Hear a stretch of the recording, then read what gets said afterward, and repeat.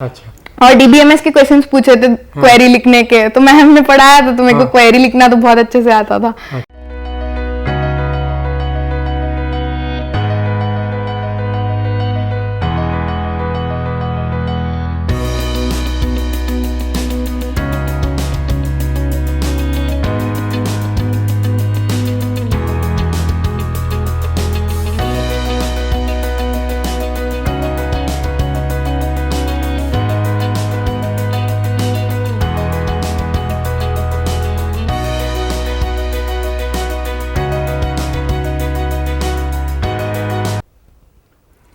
नमस्कार दोस्तों, गेटेड झील के यूट्यूब चैनल में आपका स्वागत है। आज मैं आपका परिचय पूर्वी दलाल से करवाने जा रहा हूँ। पूर्वी दलाल ने गेट 2022 दी थी और पूर्वी की रैंक 60.67 नंबर के साथ में 128 रही।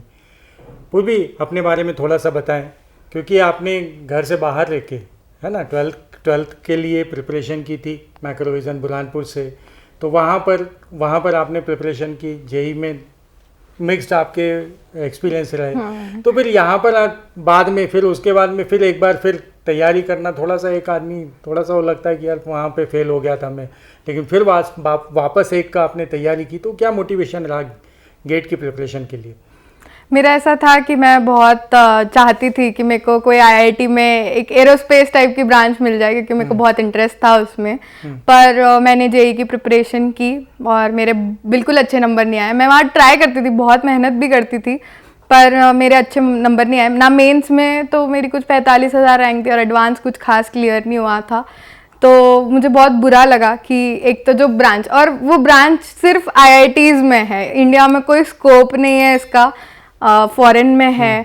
और मतलब ब्रांच ऐसी है कि प्राइवेट कॉलेजेस में कोई लेगा नहीं। वो तो कहीं होगी नहीं। हाँ, बस होगी आपको करना है तो आईआईटी से करना है। तो वो आईआईटी का क्रेज मेरा वहां से शुरू हुआ था। तो उसके बाद मैंने क्या किया कि वो क्रेज तो रह गया, पर अब ज्वाइन तो हम लोगों ने 45,000 रैंक के साथ आईआईटी डीएवीवी की मैंने कंप्यूटर साइंस में, क्योंकि कंप्यूटर साइंस मैंने एक बार 10th में पढ़ा था। तो मैंने कहा यही ब्रांच अच्छी होगी, क्योंकि मैंने पढ़ा था और हो भी गया था, तो वो ले ली फिर मैंने। और फिर मैंने सोचा कि आईआईटी का क्रेज तो अभी भी है ही और चाहिए, मतलब जाना ही है, तो गेट की प्रिपरेशन करते हैं। और ऐसा भी था कि अब एरोस्पेस भी वैसी ब्रांच थी कि बहुत रिसर्च बेस्ड रहती है थोड़ी, तो मैंने सोचा ठीक है अपन वहाँ पे रिसर्च भी ट्राई कर लेंगे, कुछ और ऑप्शन भी मिल जाएगा। तो फिर मैंने ट्राई किया कि मैं गेट का ही प्रिपेयर करूँगी। अच्छा, लेकिन जब टाइम आया गेट की प्रिपरेशन चालू करने का, और उस समय जस्ट कोरोना लॉकडाउन, तो फिर मतलब उस समय क्या हर्डल्स आए, मतलब कि मेंटलिटी एक मुझसे भी कई बच्चे मिले जो उन्होंने बोले कि सर मुझे लॉकडाउन खुल जाएगा, उसके बाद में फिर ज्वाइन कर लेंगे। मैंने कहा भाई तुम इस चक्कर में मत पड़ो, आज है आज ज्वाइन करो। तुमने शायद वही चीज का फायदा उठाया। सही बात तुमने उसी दिन ज्वाइन किया जब इच्छा हुई ज्वाइन करा। कुछ लोग तो यही सोचते रह गए और 2 साल निकल गए कि हम गेट के लिए प्रिपरेशन करेंगे। तो तुमने क्यों, मतलब तुम्हारे दिमाग में ऐसे कैसे मोटिवेशन ये आ गया कि फर्म डिसीजन कि भाई करना है, आज ही चालू करना है? शायद तुमने एक जिक्र अपनी सहेली का भी किया था कि उसने भी तुम्हें मोटिवेट किया था कि हाँ। यस सर, एक्चुअली मेरे साथ क्या हुआ था सर कि मेरे को पता था कि 2 साल प्रिपरेशन बेस्ट रहती है, क्योंकि अच्छा टाइम मिल जाता है और कहीं कुछ बीच में अनहोनी ना हो जाए, कुछ हो जाए। तो मेरे को पता था कि फरवरी में मैम पढ़ाना चालू करती है। तो मैं फरवरी से ऐसी थी कि मैं मतलब ध्यान दे रही थी कि झील की क्लासेस चालू हुई है या नहीं। 2-3 दोस्तों को भी मैंने ऐसे बना रखा था कि चलो अपन जाएंगे, ऑफलाइन होगी तो सर से बात करेंगे, फीस पे कर देंगे। बट फिर क्या हुआ, मार्च में लॉकडाउन लग गया सर। तो हम वेट करते रह गए कि यार क्या होगा, अब जब लॉकडाउन हटेगा तब हम लोग ऑफलाइन जाएंगे, मिलेंगे सर से, ये करेंगे वो करेंगे। फिर कुछ हुआ नहीं, जून तक तो कुछ नहीं हुआ।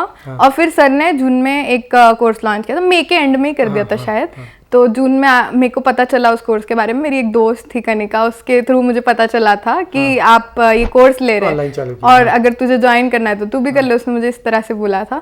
तो मैंने कहा अभी, और बाकी दोस्तों को मैंने बोला तो वो बोलता है नहीं यार हमको तो ऑफलाइन करना है, तो हम तो वेट करेंगे। पर मैंने सोचा अब क्या वेट करना, कोई भरोसा नहीं, अभी जून तक तो आ ही गए। मार्च में बोला था मई में खत्म हो जाएगा, जून आ गया। और उस साल तो 2020 की अगर मैं बात करूँ तो इंदौर में परमिशन ऑफलाइन के लिए मेरे ख्याल से नवंबर के आसपास मिली थी। तो वो पूरा साल खत्म हो गया था। हाँ। पूरा साल ऑनलाइन में काम करना पड़ा हमको भी। हाँ, तो फिर मैंने सोच लिया था कि नहीं, मैं ऑनलाइन ही ज्वाइन कर लेती हूँ, क्यों टाइम वेस्ट करना, जून तो आ ही गया, और अगर मैं अच्छा है ना, अगर मैं 2 साल प्रिपरेशन करूँ तो मेरे पास बहुत अच्छी टाइम लिमिट रहेगी। अच्छा। कि कुछ इस साल मैं मिस कर दूं तो अगले साल मैं मैम से वही चीज वापस अच्छे से पूछ लूं। Joined in 3rd year. तो आप मुझे बताएं कि 3rd ईयर में मतलब क्या गलती की, तो आगे लोगों को ये ध्यान रखिए कि वो लोग वो गलतियां अपने 3rd ईयर में ना करें, ताकि 3rd ईयर में ही एक अच्छा रिजल्ट प्रोड्यूस हो सके। यस सर, मैंने इस साल देखा बहुत बच्चों की 3rd ईयर में उतनी अच्छी रैंक आ चुकी है, 10 और ये सब। तो मैं जब 3rd ईयर में थी मेरी 3200 रैंक आई थी, और उस टाइम मैंने ऐसी हरकत कर दी थी कि मेरे को लगा था सिर्फ मैम के लेक्चर देखने से हो जाएगा, और मैंने जील की बुकलेट्स भी नहीं खरीदी थी, कुछ नहीं लिया था, सिर्फ मैम के लेक्चर्स देखे, नोट्स बनाए, और वही एग्जाम के एक दिन पहले रिवाइज भी कर ले। कोई टेस्ट सीरीज भी नहीं दी थी। कोई टेस्ट? कितने टेस्ट दिए? नहीं, टेस्ट टॉपिक टेस्ट देती थी मैं।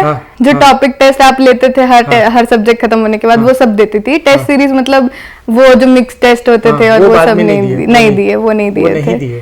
तो सिर्फ मतलब 3200 तो मेरी सिर्फ इस बेसिस पे आई थी कि मैम ने जो कॉन्सेप्ट सिखाए थे, अगर उसके बेसिस पे कोई क्वेश्चन मिल गया तो मैं कर पाई थी। हाँ, और थोड़े दिन में प्रैक्टिस लगती थी, वो मुझसे नहीं हुए। अच्छा। हाँ। अच्छा, उसके बाद में 3rd ईयर के एग्जाम के बाद में एक जो फेज आता है वो प्लेसमेंट का आता है। हाँ। तो प्लेसमेंट को फेज को कैसे हैंडल किया, कहाँ प्लेसमेंट हुआ? सर मेरा ऐसा था कि मैंने मतलब मेरे पापा ने बोला कि करे ट्राई कर लो, प्लेसमेंट में भी एक बैकअप हो जाता है। तो फिर मैंने क्या किया, जब स्टार्ट ही हुआ था तो 1-2 कंपनीज में बैठी। मैं क्या करती थी, SD प्रोफाइल देखती ही नहीं थी मैं, बिजनेस एनालिस्ट में चली जाती, कम कोडिंग लगती है, टाइम भी कम वेस्ट होता है। क्योंकि मुझे गेट का प्रिपेयर करना था, मैं नहीं चाहती थी कि दिन पूरा उसी में निकल जाए। तो मैंने क्वांटिफाई में अप्लाई किया था बिजनेस एनालिस्ट के लिए, और उन्होंने पता नहीं मेरे को फ्रेमवर्क इंजीनियर का दे दिया। तो वहां हो गया था ना, तो मैंने सोच लिया कि नहीं, अब मैं कुछ नहीं ट्राई करूंगी प्लेसमेंट में, यहीं खत्म करते। और जून के एंड जुलाई तक हो गया था, जुलाई मिड में। तो फिर मैंने पूरा गेट पे कंसंट्रेट किया। वो थोड़ा बस जून जुलाई गया था मेरा प्लेसमेंट में, फिर मैंने उस पर ही कंसंट्रेट किया। फिर क्या हुआ, एक बार अगस्त में किसी दोस्त ने मेरे को बोल दिया कि कोई कंपनी है VMware, उसमें OSCN ये सब चीजें बहुत इंपॉर्टेंट है, और मैम ने बहुत पढ़ाया, बहुत अच्छे से पढ़ाया, तो तुम्हारा हो जाएगा, ट्राई करो। और हुआ भी सर, मतलब ऐसा है कि मैं लास्ट राउंड तक गई, पर लास्ट राउंड में मैनेजरियल होता है, उन्होंने पूछा इंटर्नशिप एक्सपीरियंस, हैकेथॉन, ये सब कुछ है नहीं तुम्हारे रेज्यूमे में, किया भी है कुछ, तो मैंने कुछ जवाब नहीं दे पाई ठीक से, तो फिर लास्ट राउंड में रिजेक्ट हो गई मैं। अच्छा, क्वांटिफाई में कैसे हुआ था? क्वांटिफाई में तो ऐसा था कि फर्स्ट राउंड में डेटा स्ट्रक्चर्स और ये सब पूछे थे, और मैम ने बहुत अच्छे से पढ़ाया था। और सेकंड राउंड में ऐसा हुआ था कि हैश टेबल, जो जिसपे बच्चे ध्यान नहीं देते, पर मैम ने DBMS में पढ़ाया था हैश टेबल क्या होता है, वो लिंक्ड वर्जन, फिर वो हैश फंक्शन, ये सब पूछा था मेरे को, और मेरे को पूरा बन गया। तो मैं यही था मेजर टेक्निकल में यही पूछा था, यही सब। अच्छा। और DBMS के क्वेश्चंस पूछे थे क्वेरी लिखने के, तो मैम ने पढ़ाया था, तो मेरे को क्वेरी लिखना तो बहुत अच्छे से आता था। अच्छा। तो फिर वो सब क्वेरी तो मैंने परफेक्ट बताई उनको। अब अपन आ जाते हैं 2022 के एग्जाम पे।